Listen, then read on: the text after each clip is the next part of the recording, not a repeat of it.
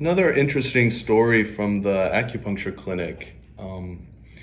Just to give you some insight as to the way the process of healing can work is for a little while I've been working with a man who is suffering from some pretty severe skin problems. I guess it's been diagnosed as psoriasis, and the psoriasis, sometimes it can be only in the usual spots, like around the elbows and the joints, but it goes to become so severe that it's across his entire body, on his abdomen, on his hands, all over his arms, and it actually goes to the point where it creates a skin discoloration, as if the skin actually starts to darken into dark splotches all over the body.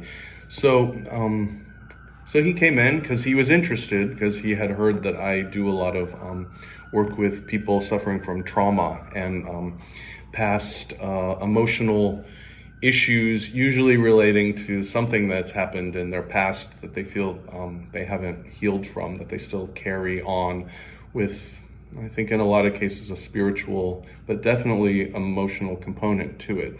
So from that starting point, we had a very open field to talk about things. So the way I started this particular process, because we would talk about how he was feeling, what did he think the condition might be coming from, and a lot of that information he was not very forthcoming with. So I started with a treatment strategy where I'm using a class of acupuncture channels called the divergent channels. These are amongst the most mysterious of the acupuncture channels. Not much is written about them in history. They're not really very commonly used, but they tend to be, I think, some of the deepest channels in terms of doing, so-called shamanic work. What I mean by that is it's the ability to clear something, usually very quick, something that is mysterious. People don't know what the condition is coming from. I especially use it for issues of the joints, issues of the organs, but the particular divergent channel that I was thinking of for him treats the skin. It is a channel that's completely on the back of the body, on the torso back, but up at the head, also on the legs. Two of the most important points for treating the skin are actually on the back of the knees. These are considered the emergency points for problems of the skin that have spread over the entirety of the body, which is what he has been exhibiting. But also the nice thing about this particular divergent channel, mysterious channel, that belongs to the bladder and the kidney organ systems, is that I've seen that it tends to bring up a lot of unconscious material that somebody has either forgotten or sublimated. It can also seem to bring up a lot of material that comes from a very early time in a person's life, where when it's coming up, because sometimes when I'm doing this acupuncture treatment, I actually lead somebody through a shamanic journey. I remember another patient who's also dealing with skin problems. I decided one day that we were going to basically go into the acupuncture channel, go into these mysterious areas of the body together. So we did the treatment, and then I led him through, almost as if we were going in a shamanic journey. I said, go into the cave. What do you feel? What do you see? And I remember it was very powerful, because he was overwhelmed by a sense of fear and anxiety and phobia, and the images were very strong for him, but the emotions were even stronger. And as I was leading him through it, I was asking both of us to suspend any sort of judgment or analysis of it until afterwards. And then afterwards, all of the images and the emotions had quite a bit of significance for him. It brought back a lot of memories, but also it seemed to clarify a lot about, I'd say, his stance towards the world, his relationship with himself, and also what might be hindering him inside. Because we had explored the idea that the skin issue might be not just physical, it might be a psychosomatic expression of something that's going on internally. Because in Chinese medicine, they often say that skin conditions can be due to heat in the blood. This is the title that they give it. Heat in the blood means,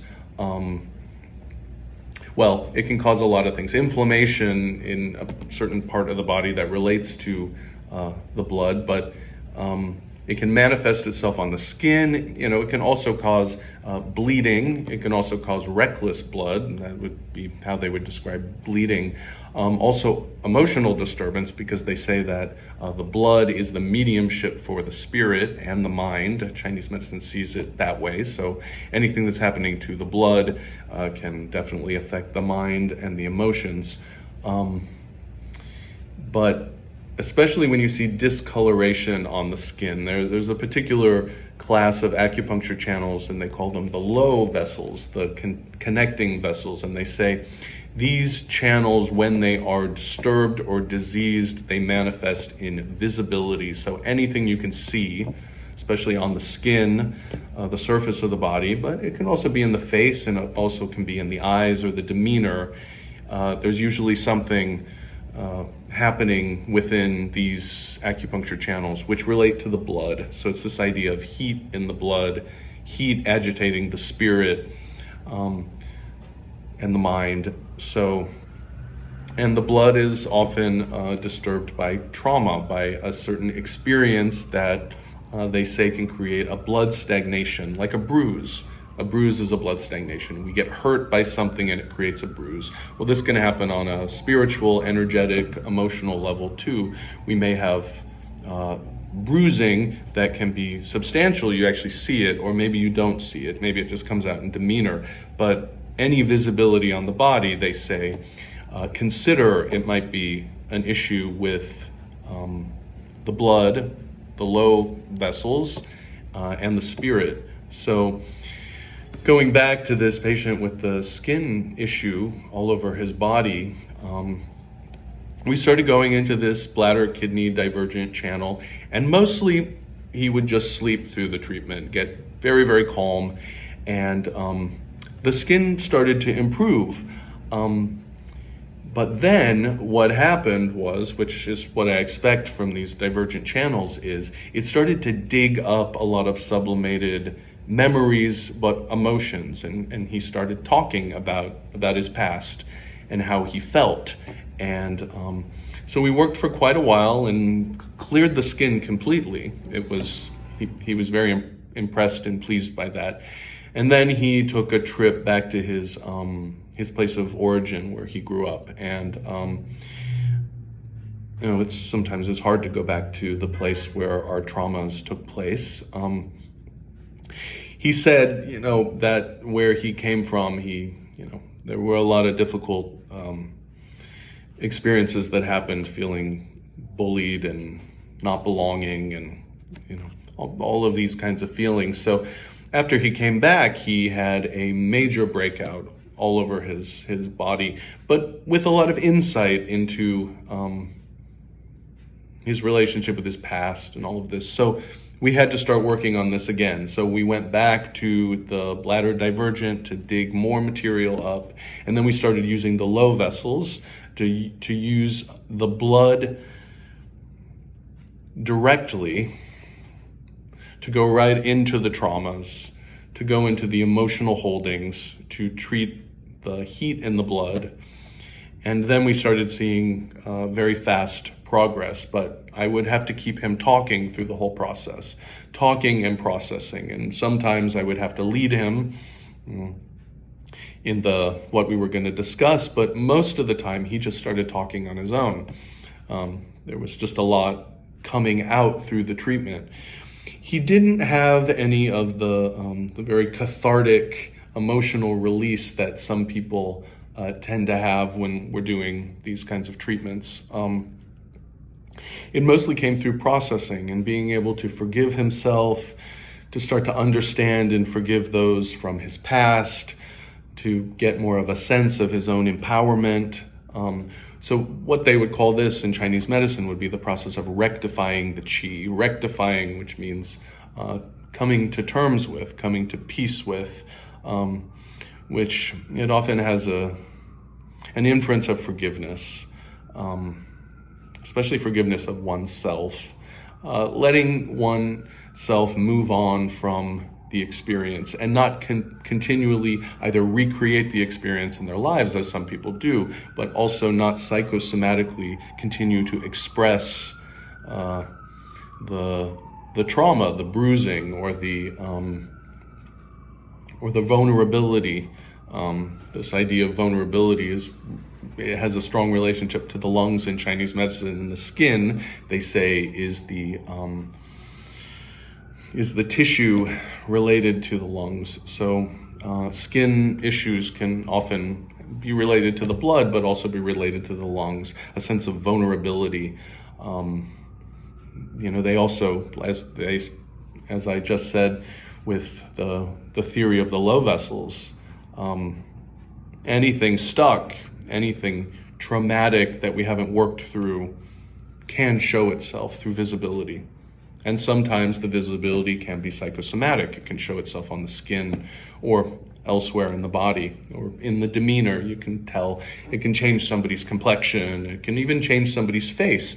As we were working with him, I was working a lot on his jaw because I noticed there was a lot of tightness and his jaw was locked up. And then we noticed one day that his face started looking completely different, and it was his jaw. His jaw had released, and we were both very struck by that. It's always interesting when you know the theory of the great doctors of Chinese medicine that they've written about for 2,000 years, but then you actually see it happen in the clinic. This man's doing very well now, as is the prior patient who also was dealing with the skin issue.